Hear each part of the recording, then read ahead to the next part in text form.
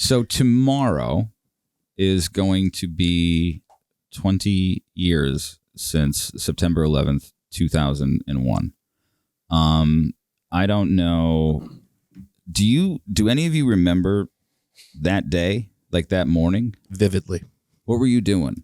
I was at college. Because that's our Kennedy assassination for us. Yeah, I mean in all fairness, I think that is the event that changed the world as we know it. Certainly our response to it changed the world as we know it. But I was at college, walking through the hallway of kind of like the field house gym area, and just saw a large group of people gathering by a TV over by like a coffee shop. And naturally curious, went over to see what was going on, and the first plane had just hit. That was Tower 1? Wow.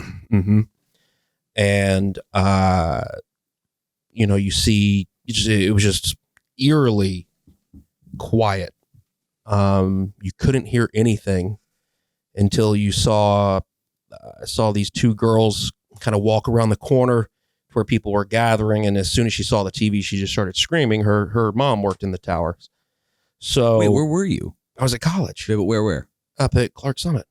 Oh, okay. Yeah. Okay. And, just to have silence break like that by just the scream, it was, that's something you'll never forget. And just watching, and, I didn't say much. And then you see the second plane hit. And you're like, oh, this is real. In that moment, you knew. It was like, all right, go pack up. We're going to war. Yeah. There's just, that's just, It is what it is. So I watched as much of it as I could. I didn't have a cell phone at the time. So, imagine if there was the technology now that was then.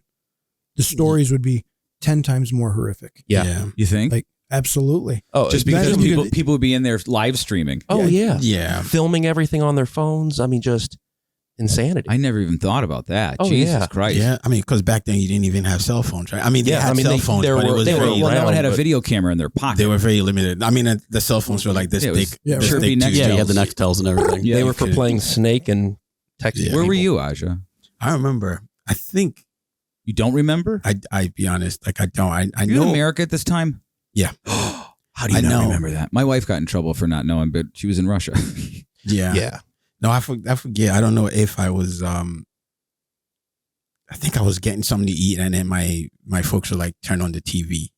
Something happened, but I don't I'll be honest. Everything was kind of like blank till I turned on the TV and started watching like everything that was happening, like everybody else. So you were in your house. Yeah. Yeah. Yeah. Dan? I was on my way to class as a commuter to Keystone. So I remember getting there and the campus was kind of like eerily empty. Mm-hmm. And just a few people walking. This one guy walked by me and I was like, hey, what's school closed today? The guy's like, oh, I don't know. Something happened in New York and like a plane flew into a building. So like, I don't know, school's canceled for the day. So I said, okay, turned right around. Sweet. I get to go home, go back to bed. Got home. I saw dirty hippie. Yeah. I just wanted to, sweet, more time to go up to State Park and listen to the Dead. Yeah. So I got home and I put the news on. I think I watched it and my response at the time was just like, this is crazy. But I didn't have a big moment at that time of being like, oh my God, we're being attacked. This is something big. It was just like, this is some crazy ass shit going on right now. And I don't think it really took effect till later that night. I actually, we still went to work. I was working at a pizza place and I got to work and we just watched the news. We were dead all night, but just kind of watched it with this very eerie feeling of just nobody knows what's going on and how to react to it. And seeing this happening, we're all just kind of sat there silently and just watched the TV all night. You? I was in second period Spanish class and teacher wouldn't turn on the TV. Then I went to my next class that was Law and Citizen, as we talked about a few weeks ago. Yeah. And it was it was weird. I remember talking to some friends and this one girl in particular who I think we had the same views of the world, and we were sad together. And it's just strange to look back at it and be like, holy shit, like the world could possibly be ending, or the world as we knew it, at least. And it did. There's so many things that were put in place then in the name of, we need to do this for national security. We need to do this for national security. And I mean, we had no idea where it was going to lead. Then I remember hearing talks about World War III, but I remember also watching the news and like the little ticker on the bottom saying like, I don't know, whatever country, pledged 200,000 troops, or, you know, another country pledged X amount of troops. That was like immediate. That was quick. It was. That was well, quick. I think because everybody knew, like, the pain train was coming. yeah. I mean, for me, when I first saw it on the TV, I thought that it was just an accident.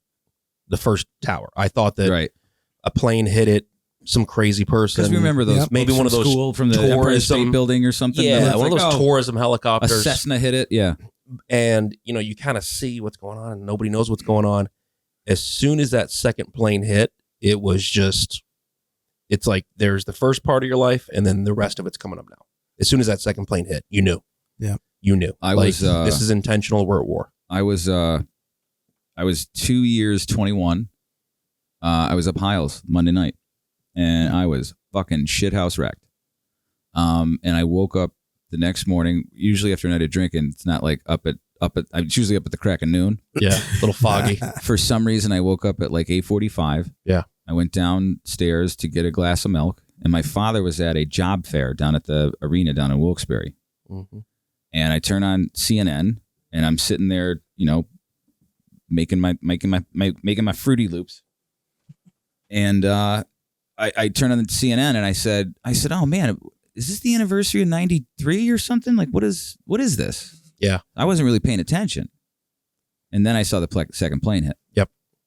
And then what a lot of people don't realize is that a lot of shit that happened around here was like, there was that in the initial hours, the first moments of, you know, once you saw I think the towers fell at 9:40 in the morning.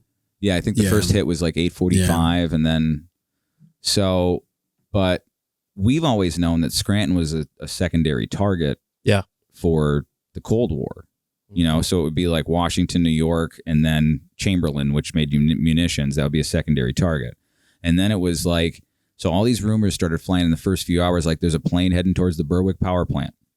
Oh, yeah. I had the same thing with Nashville. Yeah. Because Nashville's a communications hub for the whole Southeast. Right. And that's where my family's from. So. Someone hit the red button somewhere, like ground all air traffic. Yeah. Like, boom. Like, and people weren't responding, and they were I would imagine they were trying to, you know, circle the wagons at that point. Yeah. Cause then it was Bush in Sarasota, Florida. Which ironically is where the pilots trained at the local Sarasota airport. Isn't that crazy? Yeah. Wow.